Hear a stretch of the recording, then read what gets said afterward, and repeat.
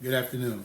Welcome to episode 69 of the Blunt Talk Sports Podcast. I'm your host, Anthony Wright, coming to you from the beautiful and comfortable confines of Atlantic City, New Jersey. Wherever you may be watching or listening, I thank you as always. Like, share, and subscribe. It helps the channel.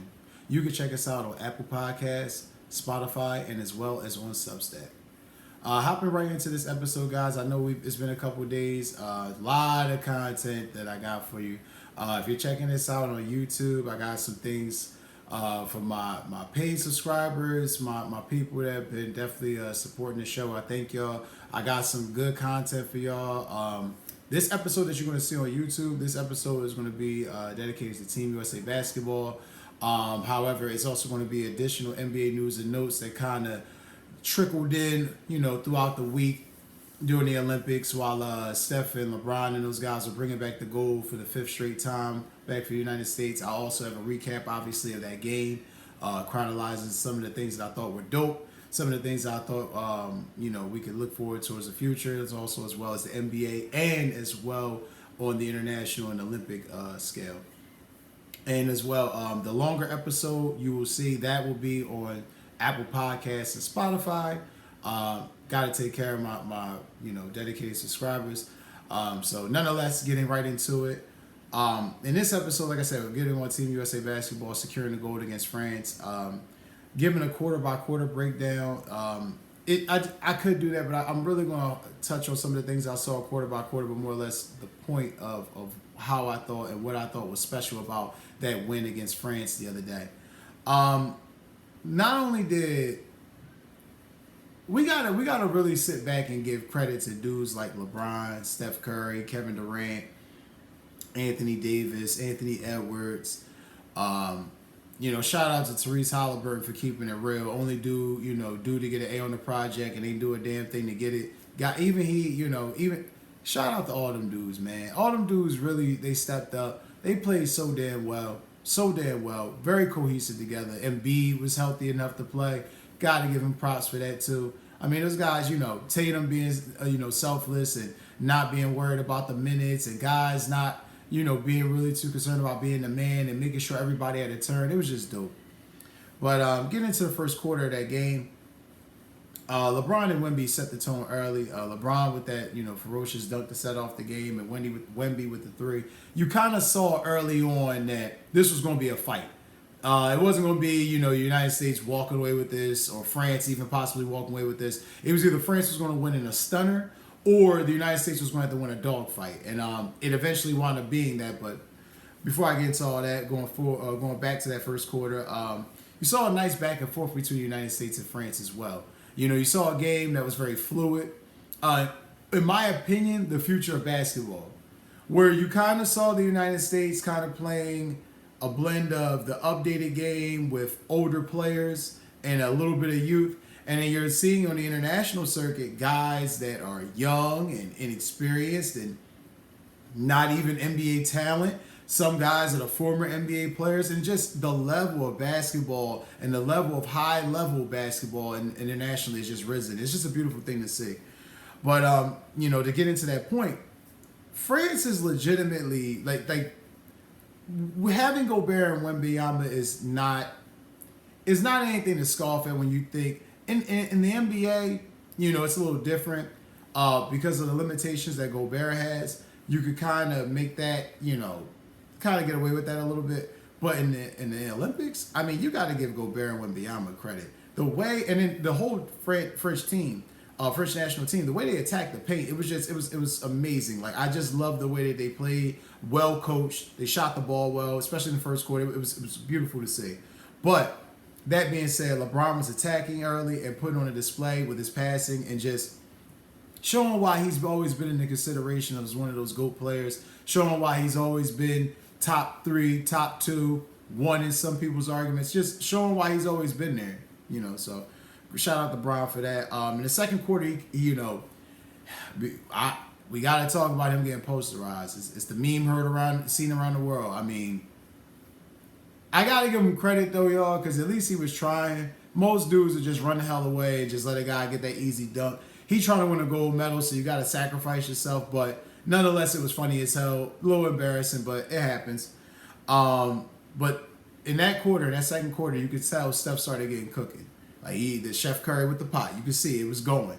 A bit further, you could see him and Devin Booker also was hitting the three, which was quite interesting because to beat France, they were going to need three guys. They were going to need a team effort. Make no mistake about what I'm saying. But they were going to need that third scorer starting to kind of ignite to keep that momentum going, because we've seen throughout the whole Olympics, I've on every episode I've reported on, reviewing or recapping the game, we've all seen LeBron has gotten it started. And obviously if you've watched it, you've seen it. LeBron's gotten the game started. And usually it's LeBron and Steph, or it's LeBron and Embiid, or it's LeBron and Anthony Edwards, or it's somebody, LeBron and KD, somebody. But usually it kind of, ebbs and flows depending on the matchups and how the game goes. But you knew in this game they were going to need another starter to show up. So shout out to Devin Booker for doing that. He definitely showed up. But again, that French national team, the way they continue to fight, forced the bigs from Team USA to make it a fight. Anthony Davis and Embiid, those guys had to fight, and it was a game. It was a game all the way through. Again, so much credit to the French national team for how they fought. Definitely on the boards. They made sure that their bigs were touching the boards. Wembanyama was running the floor. Gobert did his best to run the floor to the best of his ability. He definitely was giving effort. But, shout out to those guys. They forced Anthony Davis and Embiid to step to their game, and they did. They definitely rose to the occasion. In the third quarter, Steph, though, kept it going. Just kept it going. Stayed with that high hand.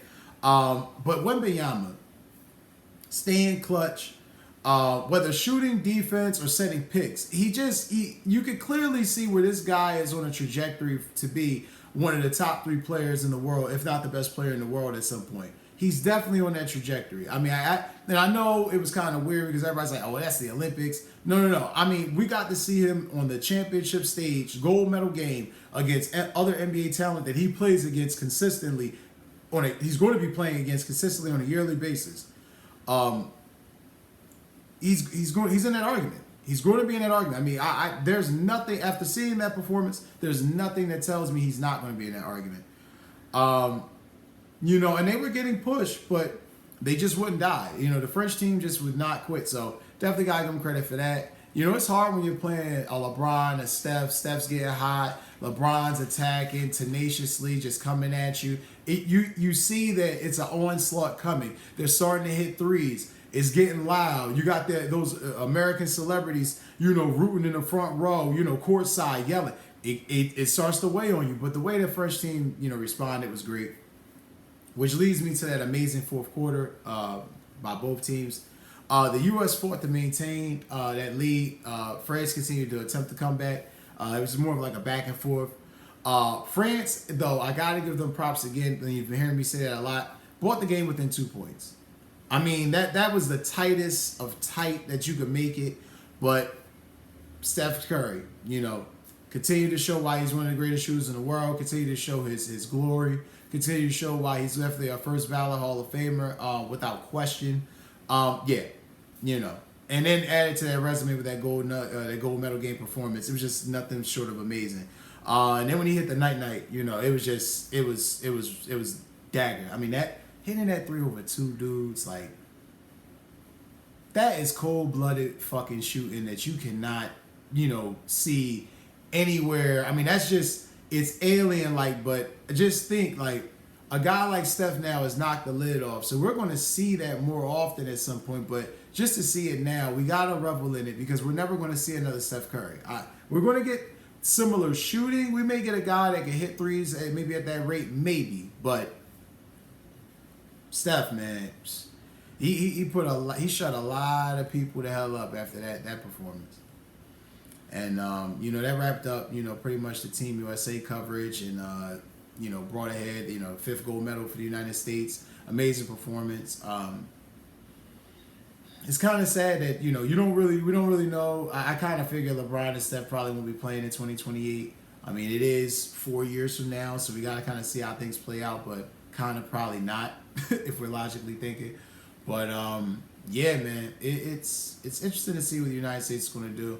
I'm doing some research now to kind of see what the preliminary roster is going to be. I mean, we kind of know Anthony Edwards is definitely going to be back. If Anthony Davis being back, more than likely, possibly. Jason Tatum, maybe Jaylen Brown in the future. Not sure, but there's definitely going to be guys that, it's going to be vying for that USA roster that's going to keep this team in contention. But after hearing Wembanyama talk after the gold medals, after the, receiving the silver medal, and they coming. They coming. He make no mistake about it. He wanted to say, it's okay that we lost now, but we learned from this. So, got to give him props. And then this part right here is something special because I want... Hey, what's up? I know it sucks. The video just ended. But listen, you can catch this whole interview on Spotify or Apple Podcasts. Links are in the description. Like, share, subscribe. Thank you. Have a great day.